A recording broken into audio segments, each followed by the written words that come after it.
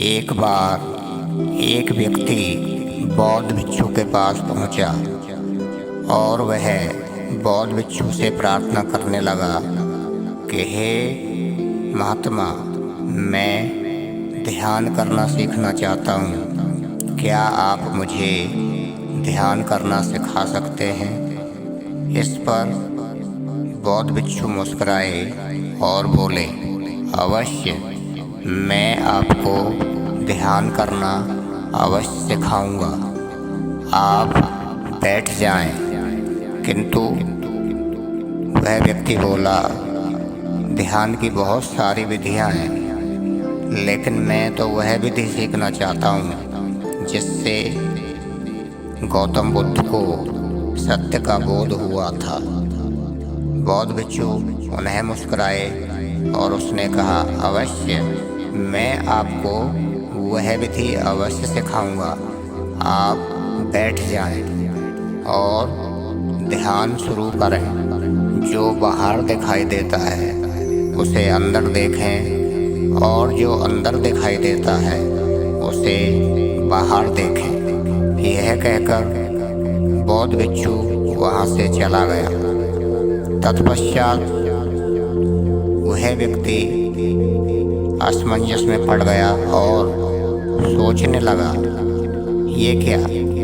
बौद्ध भिक्षु ने मुझे कुछ नहीं बताया, ना आंख बंद करने को कहा और ना ध्यान सांस पर केंद्रित करने को कहा।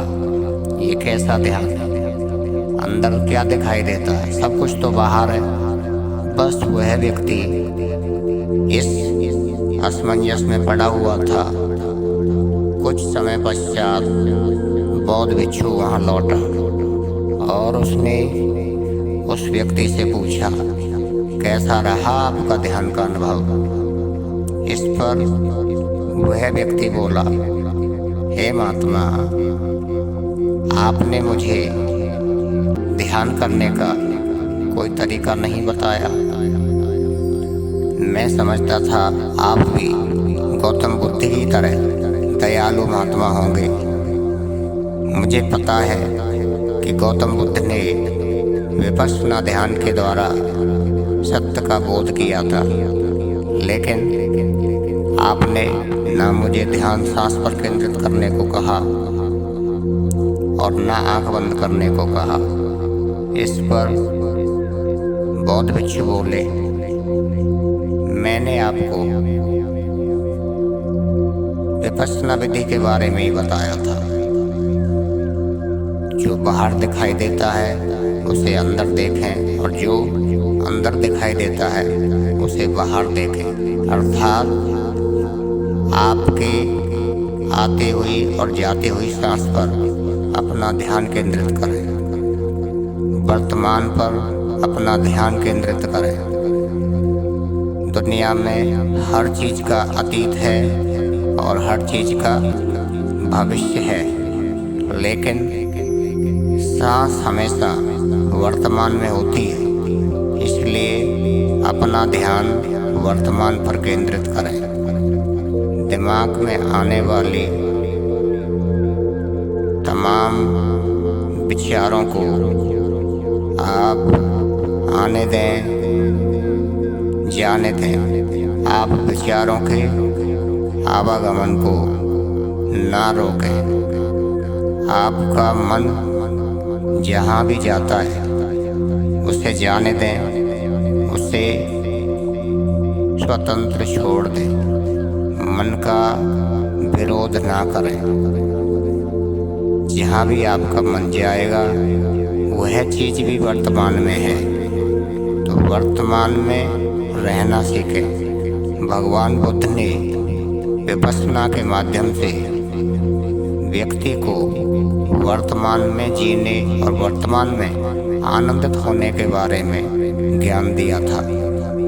वर्तमान हमेशा व्यक्ति के आनंद का खजाना होता है।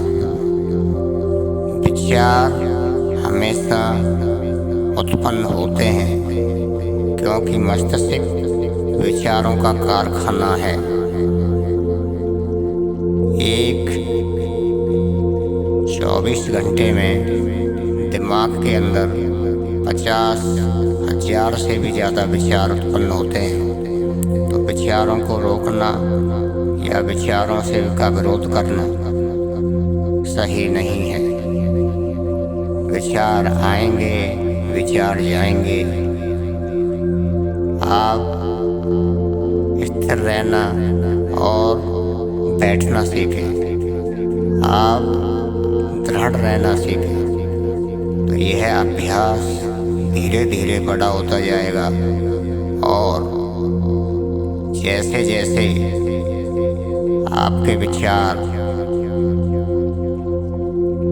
जाएंगे आएंगे, विचारों का यह सिलसिला धीरे धीरे कम होता जाएगा और आपका मन गहराइयों में डूबता जाएगा। जिस तरह एक ठहरे हुए पानी में पत्थर का टुकड़ा डाल दें तो उसके अंदर हिलोरें और तरंगें पैदा होती हैं।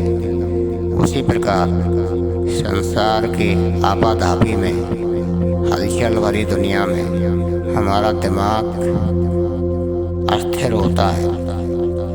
और जब हम एक स्थान पर बैठते हैं और अपने आते और जाते विचार के सिलसिले पर अपना ध्यान केंद्रित करते हैं तो धीरे धीरे हमारे विचारों का ये सिलसिला कम होता जाता है और हमारा मन गहराई में और अधिक ध्यान की गहराइयों में डूबता जाता है और धीरे धीरे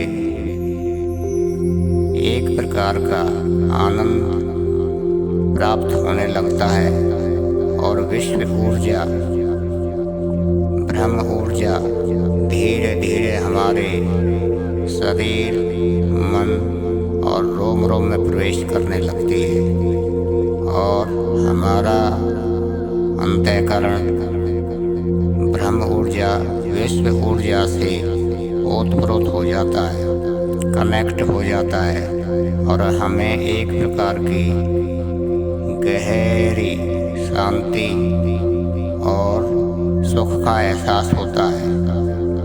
अपने हृदय के केंद्र पर चलते हुए धीमे धीमे सांस की गति केंद्रित होती जाती है और हमारे सांस का आवागमन धीरे धीरे मध्यम पड़ता जाता है और विश्व ऊर्जा की मात्रा हमारे शरीर में बढ़ती जाती है और एक पल हमारा मन स्थिर हो जाता है, केंद्रित हो जाता है और ब्रह्म ऊर्जा में लीन हो जाता है। तो यह ध्यान की विधि एक अभ्यास है। ध्यान कोई केंद्रित करने की वस्तु नहीं है।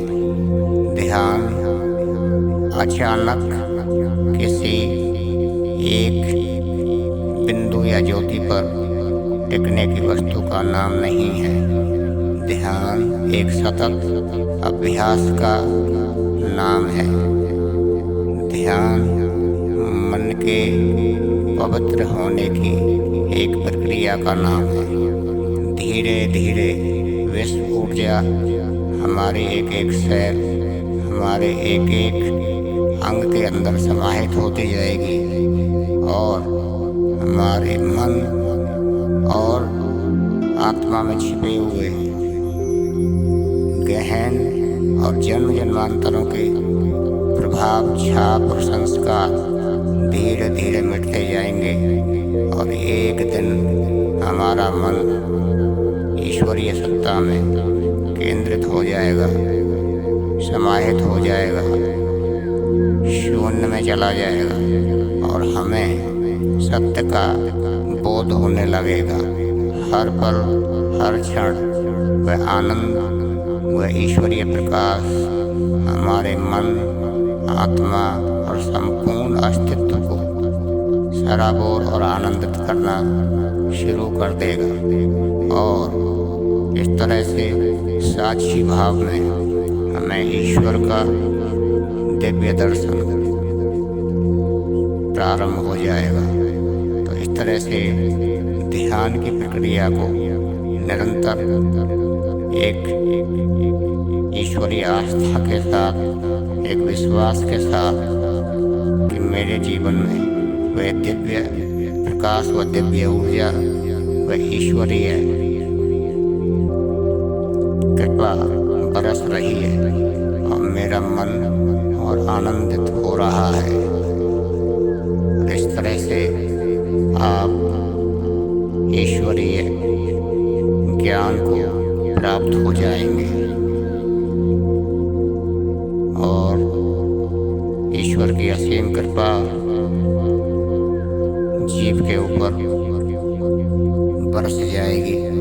जीवात्मा का इस तरह से ईश्वरीय शक्ति में समावेश हो जाएगा। धन्यवाद।